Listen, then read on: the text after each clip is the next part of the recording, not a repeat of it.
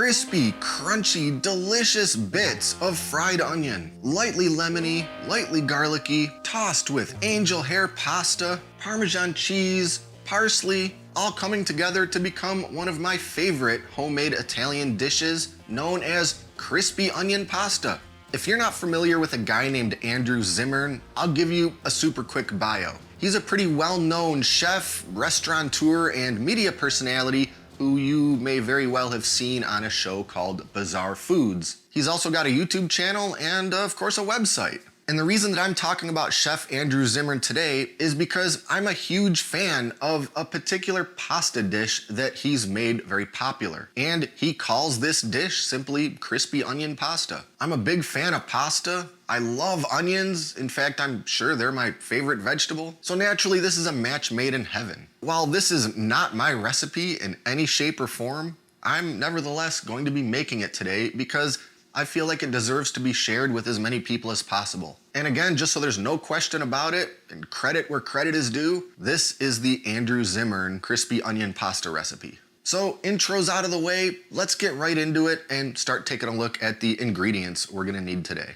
And the first thing we have to do is get our onions ready. Now, the recipe from Mr. Zimmern calls for 3 to 4 large onions, but that amount, in my opinion, produces a lot of extra crispy onion, more than you probably actually need. So I'm just gonna go 2 large onions, and I'm using just some good old yellow onion for this. And you know the deal, we'll get the ends chopped off, we'll get them peeled. And now we just need to cut these into some very thin slices. And yeah, I could use my mandolin chopper thing for this, but I really hate using that. And I really won't resort to it unless I need some incredibly thin, incredibly uniform slices that I just don't think I can achieve with a chef knife. But for what we're doing today, I think this is gonna work just fine. We'll just go about as thin as we comfortably can. That's looking pretty good to me, so we'll get these onions moved aside for the next couple minutes till we need them again, because there's just a couple more things we need to prep, starting with some garlic. I'll say about 4 or 5 cloves, depending on how big they are, and we're just going to very thinly slice them.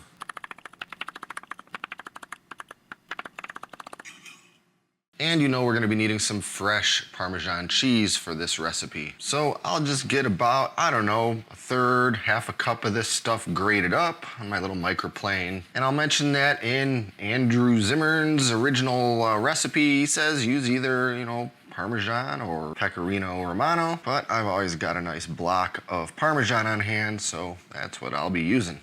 And lastly, we need some Italian parsley, and I won't need this whole bunch for today's recipe, but I always like to have some parsley on hand in the fridge. So I'll just get this parsley chopped up nice and fine. Now we're over at the stove and we can start cooking all these onions. And in the original Andrew Zimmern crispy pasta video that I saw, he was using a big wok for this. Seems kind of odd for Italian cuisine, but it actually works quite nicely for pretty much the whole thing. And this whole thing is actually a 1-pan meal, so you can't beat that. Anyway, the first thing we have to do is fry those onion slices, and we're gonna be doing that with a whole bunch of olive oil. Here I've got 3 cups, not extra virgin olive oil, just olive oil. Get all that into the wok, get it heating up over pretty high heat. And I know what you're gonna say, you should never use olive oil for deep or shallow frying like this. But per the original recipe, that's how it's done, and it actually works very well. And olive oil really brings a great taste to these fried onions. So we're gonna let this come up to a good frying temperature. I'll get this oil heated up to somewhere in the neighborhood of 200 to 250. Obviously, olive oil has a much lower smoke point than something like vegetable oil or avocado oil, so we don't wanna crank this heat so high that everything starts smoking. And when our oil is good and hot, and now I'll just let these onions sizzle away, somewhere between 10 and 20 minutes on a pretty steady medium heat. I don't want these boiling and spitting and spattering as hard as they can, but I definitely want them to have some good sizzle the whole time. And every minute or so, I'll just move them around a little bit with the tongs, make sure everything always has some good even contact with the oil, and just keep going until they start to turn a beautiful golden brown color. We don't want them real dark, just somewhere between a light brown and a medium brown. Just have a little patience. Don't turn that heat up too high. Keep them moving around. They're gonna come out great. And here we are after about, I'll say 8 or 9 minutes. Color's coming along nicely. We're not getting any extremely dark spots on any particular strand of onion. Mostly, it's all starting to kind of darken up a little bit, pretty uniformly. So we'll just keep going another few minutes until we hit that golden brown color all over. All right, here we are at just about the 20-minute mark, and our onions are just about there. Some spots are a little lighter than others. I'll give it just about another minute, see if we can't even some of that out. But again, we don't want any of these onions getting too dark and definitely not burnt. Just beautifully brown, golden, and as soon as they come out of that oil, crispy. All right, heat's off. Let's get these onions out of here. I'll immediately transfer them over to a paper towel lined plate.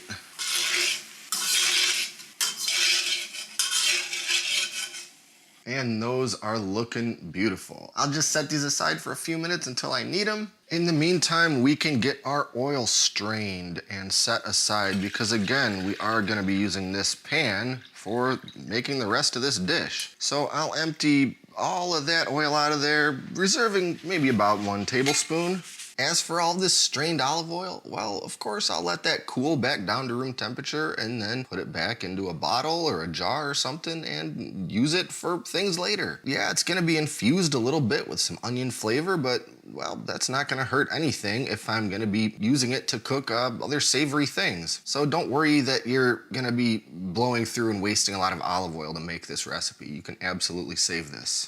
All right, we've got our wok back on the stove. Heat is still off. I've got about a tablespoon of that oil still in there, and I'll add about 3 tablespoons of butter. Again, heat's off. We're just gonna let that sit in there, let all that remaining heat in the pan, get it melted. And once that butter's melted, I'll throw in all that sliced garlic and about a half teaspoon of some red pepper flake. And we're just gonna let this sort of soak in that hot melted butter. Heat is still turned off. Just gonna let everything start coming together in there, get some beautiful garlic flavor. Start cooking that garlic a little bit, but certainly not with enough heat that we're gonna risk burning it. Just to really get those flavors infused together in that oil and butter in the pan. And we're actually getting kind of close to being able to put this whole thing together. Now we're just at about the part of the recipe where I've got to make an ingredient substitution. You see, the original Zimmern recipe calls for using some anchovies, or optionally anchovy paste. It's meant to give the whole dish a kick of umami and saltiness, but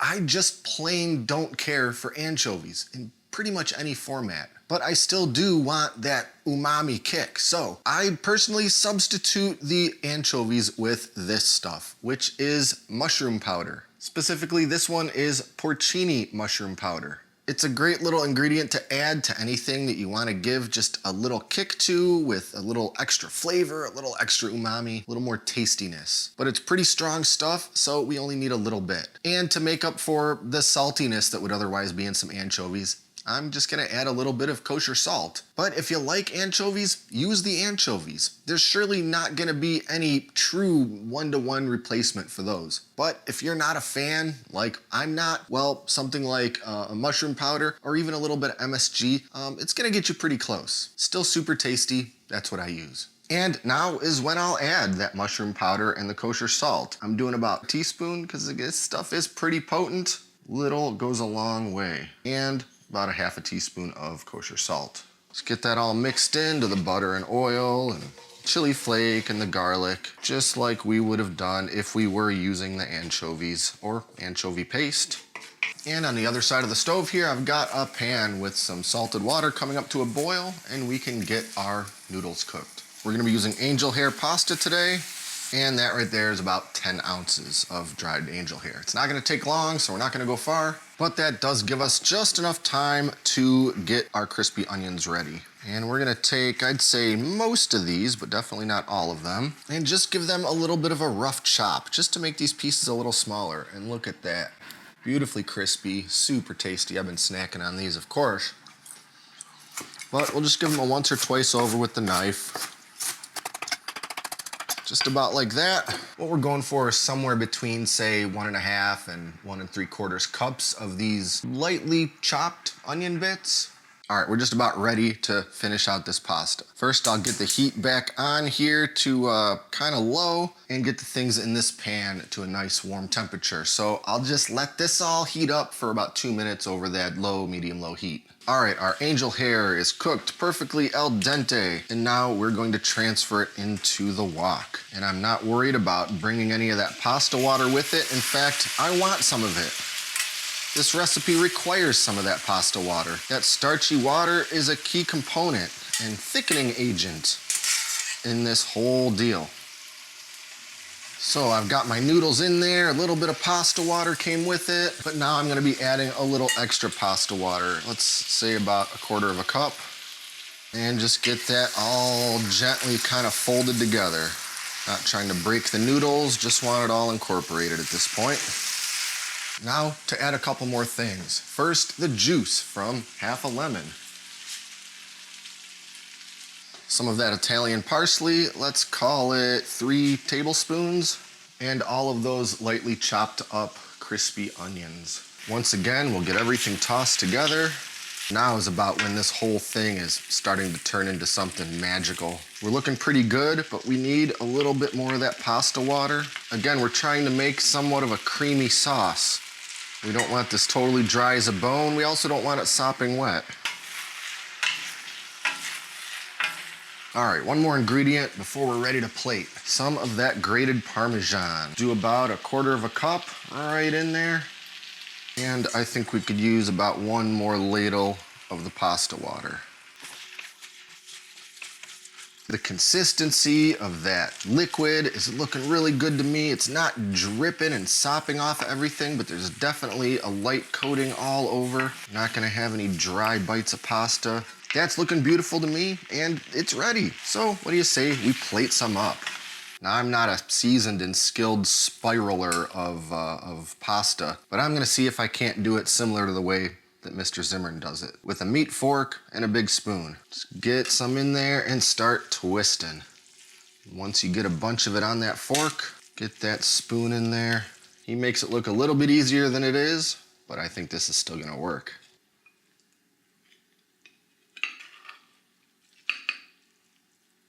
Well, not perfect, but not too terrible for a Anglo-Saxon boy from the Midwest. Now, let's add the finishing touches. First, there's still some miscellaneous bits of garlic and parsley and crispy onions still swimming around in that wok. So let's get a few of those on top. And just a little bit of garnish with some more of that parsley, because why not? Touch more of that shredded Parmesan, well, for the same exact reason. And lastly, a gentle precipitation of some more of those crispy onions. And these are from the part of the batch that I didn't chop up into fine pieces. Because, well, don't they just look so pretty on top there? And there we have it, the final product, the most amazing crispy onion pasta. And now I can't think of a single reason on earth that it's not time to dig in and have us a bite. All right, let's do this.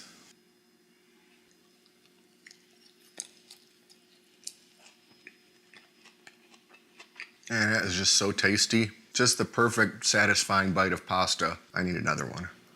Those crispy onion bits, man, that is just gold right there. There's nothing about this not to like. Well, I guess, unless, of course, you don't care for onions, but how could you not? The whole ensemble is really quite simple. There's a handful of ingredients, yeah, but there's not a million different components to this. The main ingredients are the onion and the pasta. Honestly, I pretty much had everything I needed here already to make this, except maybe the lemon I had to go get. Anyway, if you're a big fan of pasta and onions and you like making Italian food, this one is a great dish to make. The batch I made here would easily feed a family of 4 for dinner, and the whole thing surely cost less than about 15 or 20 bucks for what is certainly an Italian restaurant grade meal. And I don't honestly know if Mr. Andrew Zimmern invented crispy onion pasta or just really popularized it. But either way, hats off to him for introducing me and so many others to such a great meal. It's something that I'm surely gonna be making at least semi-regularly, probably for the rest of my life. And if you want to make the Andrew Zimmern version of crispy onion pasta for yourself, I'll put a link to his recipe in the video description below because it's not mine. I didn't change really anything about it except that anchovy to mushroom powder adaptation. But check it out, check out the recipe on his page, watch his video, and make this crispy onion pasta. Anyway, that's about it for now. Be sure to like and subscribe and stay up to date with all our latest stuff, including future cooking videos. Thanks for watching, and until next time, I'm John, and this is Great Lakes Country.